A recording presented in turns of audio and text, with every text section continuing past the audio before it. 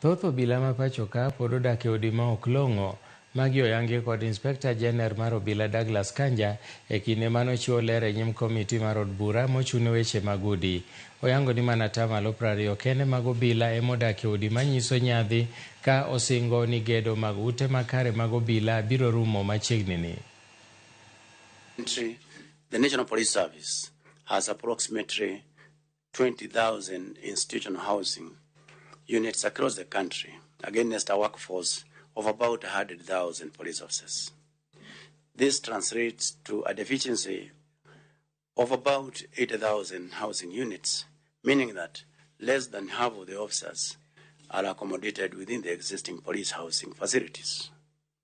Even with shared occupancy, arrangements, only a small proportion of the officers get accommodated in these units, forcing the majority to seek alternative housing, often located several kilometers away from their duty stations.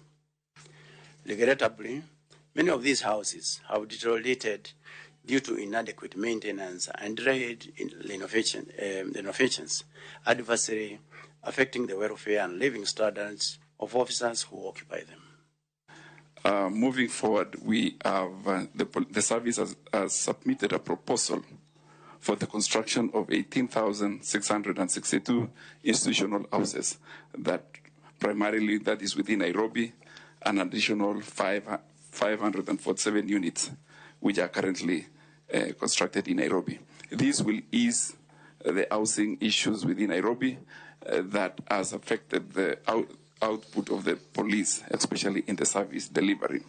Additionally, Chair, 480 housing units across the country are currently stalled, and the State Department of Housing has initiated the advertisement of the new construction. However, houses stalled? 480. 480? Yes. Within just KPS? Yes. Okay. We are proposing that, given the fact that the repairs and the state of this housing is of a serious concern, we propose that the service retains the contribution to support the maintenance of expansion of offices if this is allowed, because this is where the wearer of the shoe knows